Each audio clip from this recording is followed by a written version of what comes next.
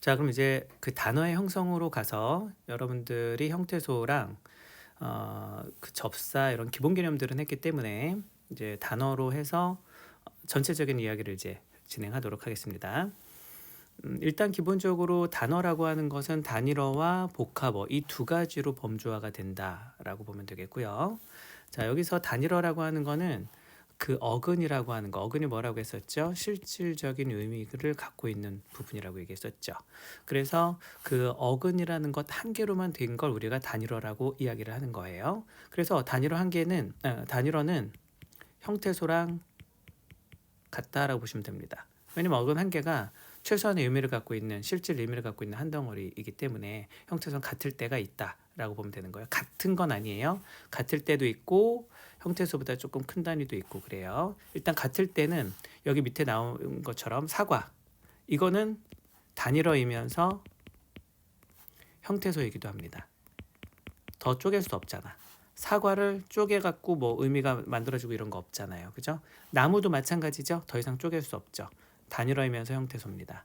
고기도 마찬가지죠. 감자도 마찬가지야. 그런데 얘는 좀 다르네. 예쁘다는 예쁘다라고 했을 때 지금 형태소로 따지면은 다라고 하는 문법적인 형식적인 형태소가 있습니다. 그래서 이 어미가 형태소가 되고 그리고 예쁘 이게 어간이잖아. 어간이면서 동시에 또 뭐라고 그랬어요? 어근이기도 하다고 했죠. 그래서 그 실질적 의미를 갖고 있는 예쁘 자, 요거를 하나만 가지고 있기 때문에 단일어이긴 하지만 형태소는 이럴 땐 두 개가 된다. 물론 형태소가 어미가 서너 마름에 놓으면 세 개가 될 수도 있고 심지어 네 개가 될 수도 있고 그렇습니다. 그래서 형태소랑 같은 경우들이 단일어에선 있을 수가 있다.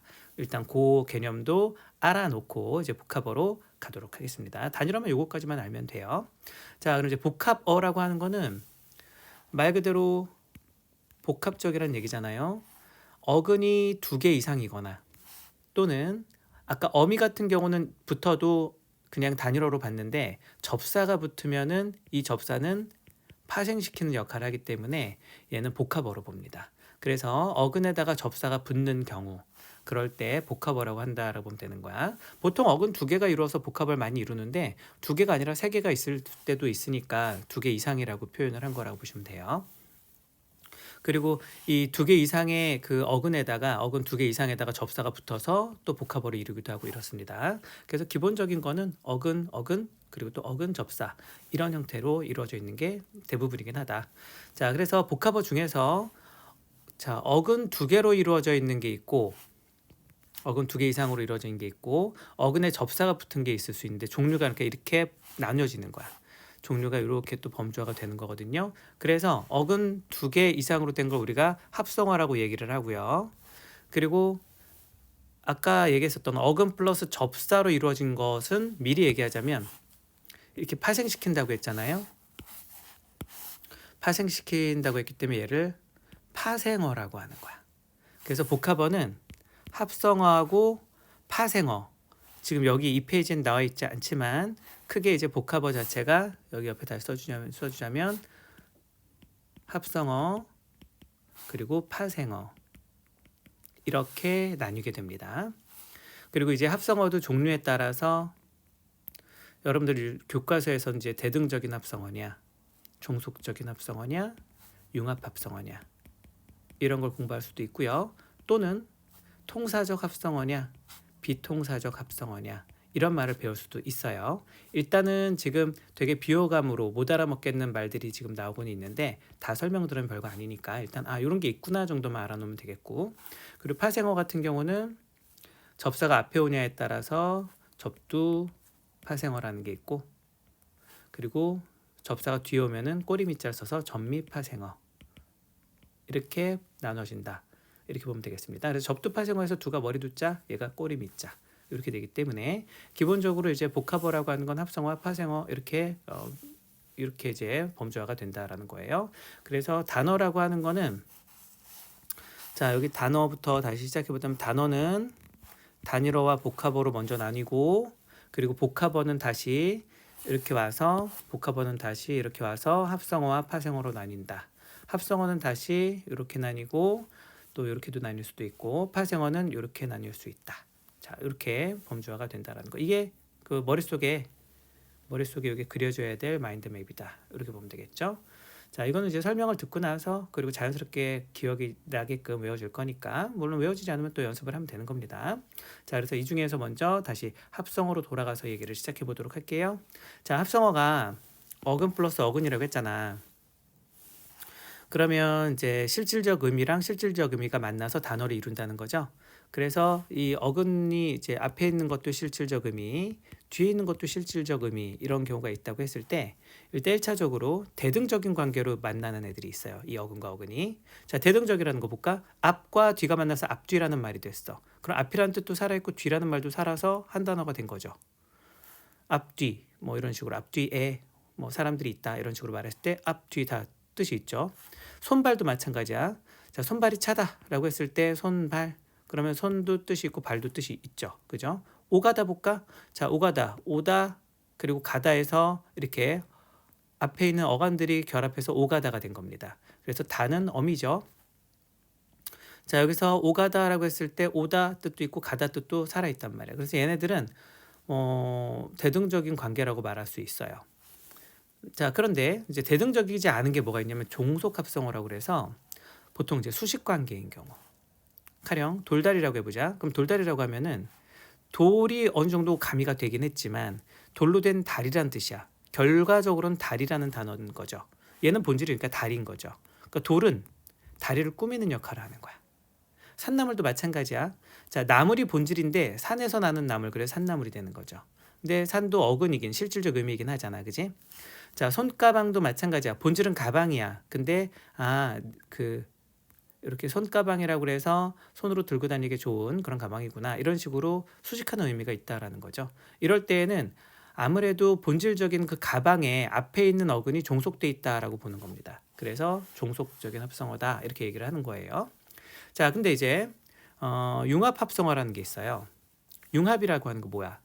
뭔가 새롭게 만들어진 것 같은 느낌이 들죠, 그죠? 두 개가 만나서 뭔가 새로운 차원을 끌어올릴 때 우리가 융합이라고 하거든요. 합이 합쳐진다는 얘기잖아. 자, 그래서 제3의 새로운 의미가 돼야 됩니다. 그러니까 둘 다 앞에 있는 어근과 뒤에 있는 어근 둘 다 얘네 뜻이 있는 게 아니라 이걸로 인해서 새로운 제3차원의 의미가 되는 걸 말하는 거죠. 자, 예를 들어서 강산이라고 해보자. 그럼 이건 강과 산을 말하는 게 아니잖아. 우리나라 국토 이런 걸 말하게 되는 거죠. 강산 이러면 우리나라 또는 뭐 국토 뭐 이런 것들을 의미하게 되기 때문에 제3의 의미를 갖게 되는 거죠. 밤낮이라고 하면은 물론 관련성은 어느 정도 있어요. 그렇지만 밤, 낮 이걸 말하려는 게 아니라는 거죠. 밤낮이라고 하면은 뭐 밤낮으로 그러면은 뭐 매일이라든가 매 시간 뭐 이런 의미를 갖게 된다라는 거죠. 춘추도 마찬가지야. 원래 봄춘자에 가을 추자를 써서 봄과 가을이란 뜻인데 이것이 합쳐지면 제3의 의미가 되죠. 나이란 뜻이 됩니다. 그래서 융합합성어는 이거는 여러분들이 좀 다양한 예를 보면서 좀 봐두면서 연습을 할 필요가 있다라는 거야. 문제 풀면서 이거는 계속 연습을 많이 하게 될 겁니다. 자, 그렇게 해서 일단 요 세 가지를 알고 있어야 되고요. 그 다음 이제 합성어 중에서 통사적 합성어랑 비통사적 합성어 이게 또 중요하거든. 나중에 이거는 이제 수능까지 중요한 개념이 될 겁니다. 여기서 이제 말이 좀 어려운 게 나와요. 통사적이다 이런 말이 나온단 말이야. 그러면은 이게 무슨 말인가 싶을 텐데 통사적이라고 하는 거 우리 이렇게 생각하면 돼요. 문장, 배열, 구조라든가 순서 이렇게 생각하면 돼요. 자, 그래서 통사라고 하는 게 문장 구조거든. 그래서 거기에 적합하다. 통사 구조에 적합한 합성어다라는 거예요. 그래서 예를 들면 이런 게 있을 수 있어. 명사가 만난다고 했을 때 여기 밑에 이제 얘가 있죠. 쌀과 밥이 만나서 쌀밥이 됐단 말이야. 그럼 쌀도 명사고 밥도 명사야. 그럼 명사가 만나서 우리 문장 구조를 이루는 거는 되게 자연스럽다고 보는 거야. 즉 우리말 문장 구조 배열 순서에 맞다. 그 구조에 맞다. 적합하다고 보는 거야. 왜일까? 그럼 우리가 말하다 보면 이런 말 하잖아. 우리 학교 운동장에 이런 식으로 명사 나열들, 대명사, 명사 이렇게 나열들 이런 것들이 자연스럽단 말이죠. 그렇기 때문에 명사가 만나서 하나의 단어를 이룬다. 이건 통사적이다. 지극히 통사적이다라고 얘기를 한다는 거예요. 자, 그 다음에 두 번째가 수식어랑 피수식어 관계일 때도 우리는 통사적이다라고 얘기하는데 여기서 다만 수식어가 순서가 맞아야 돼요. 수식어가 어떻게 순서가 맞아야 되냐면 자, 앞에 오는 수식어 예를 들어 우리가 새, 책 이런 말을 했을 때 새라는 말이 책을 꾸미잖아. 그때 새는 우리가 뭐라고 하냐면요. 관용어라고 합니다. 명사를 꾸미는 걸 관용어라고 그래요. 근데 이제 동사를 꾸미는 것도 있거든. 잘 먹었다. 잘 먹었다 이래서 잘이 먹었다를 꾸민단 말이야. 서술어를 꾸미는 거죠. 부사는 체언이 아닌 모든 걸 사실 꾸미는데 그냥 서술어를 꾸민다. 일단 이 정도만 먼저 설명해 볼게요. 자, 부사어가 뒤에 오는 용언이라든가 서술어를 꾸밉니다. 용언이라고 하는 건 동사 형용사를 말하는 거예요. 자, 그러니까 서술어를 꾸미는 것, 그건 부사. 그리고 명사나 대명사 이런 걸 꾸미는 건 관용어. 자, 이렇게 우리 문장 구조는 이렇게 이루어져 있단 말이야. 그래서 수식어 관계가 여기 지금 젊은이가 나와 있죠. 젊은과 이가 만나서 이가 사람을 뜻하는 거야. 젊다라는 거잖아. 그래서 이게 젊은이라고 하는 게 이를 수식하는 관계처럼 합성이 돼서 하나의 단어, 젊은이가 됐단 말이야. 그때 젊은은 관용어죠. 원래 명사를 꾸미는 거니까. 예를 들어 젊은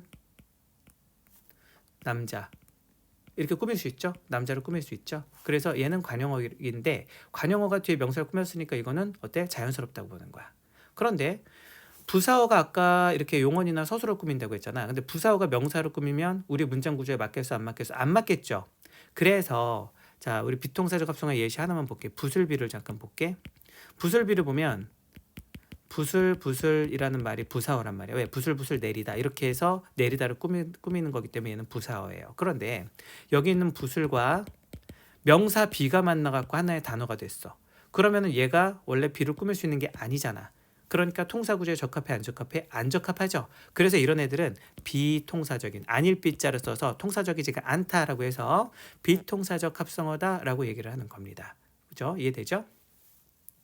그리고 다시 통사적 합성어 하나 남은 거 더 설명해 볼게. 지금 이제 세 개째 설명하고 있습니다. 조사가 만약에 생략됐다라고 하면은 조사가 꼭 있어야 되는 거 아닌가? 이거 생략되면 통사적이지 않을 것 같은데 그렇게 생각하는 경우들이 간혹 있는데 우리말에선 조사 생략이 너무나 자연스러워요.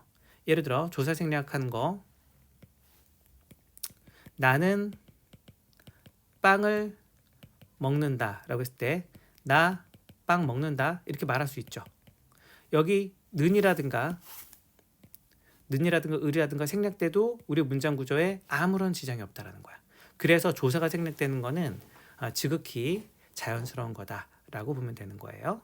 자, 그래서 조사가 생략돼서 만들어지는 통사적 합성어, 자, 그런 것들이 있을 수 있고 그것도 통사적이다라고 해서 이것도 문제 풀 때 우리가 예시를 들면서 설명을 다시 하도록 할 겁니다. 자, 그리고 여기 지금 여기 안 나와 있는데 하나 지금 추가를 할게요. 네 번째로. 자, 들어가다의 예시인데 들어가다에서 어가 어미죠.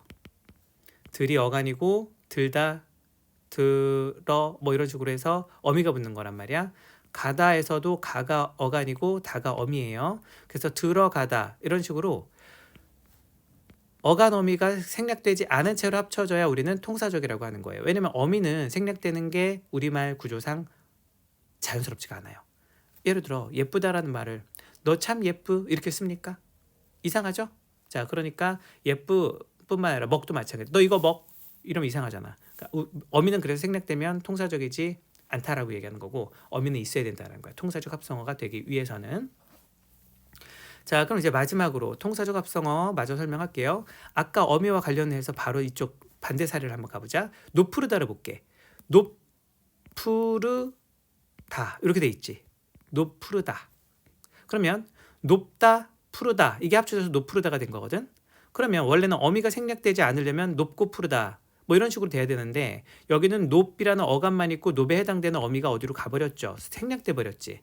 그럼 이거는 우리말 배어 순서에 안 맞다는 거야. 왜? 어미를 생략하면 우리가 쓰는데 자연스러운 그런 문장 구조가 안 나온다는 거죠. 그래서 이렇게 어미가 생략된 합성어 같은 경우는 합성어긴 합성어인데 비통사적 합성어다라고 얘기를 하는 겁니다. 마찬가지예요. 덮밥도 볼까? 이것도 원래는 뭐여야 돼? 덮은 밥. 이게 합쳐진 거란 말이야. 그래서 덮은이 밥을 꾸미는 형태인데 여기서 뭐가 사라진 거야? 은이 사라져 버렸죠. 은은 뭐야? 어미잖아. 왜? 덮이 동사죠? 동사는 어간 어미로 활용을 하니까 덥에다가 뒤에 어미가 있어야 되는데 어미가 없어졌지. 그냥 합쳐졌지. 그래서 이것도 통사적이지 않은 비통사적 합성어다라고 이야기를 하는 겁니다. 자, 이렇게 해서 우리가 지금 복합어 중에서 합성어 아직 파생어는 안 했고요. 합성어까지는 또 이제 마무리가 됐습니다. 그래서 이렇게 해서 합성어도 여러분들이 반복적으로 이제 문제를 보면서 문제 올려준 걸 통해서 문제 보내준 걸 통해서 연습을 일단 하고 질문이 있으면 댓글을 달아주시기 바랍니다.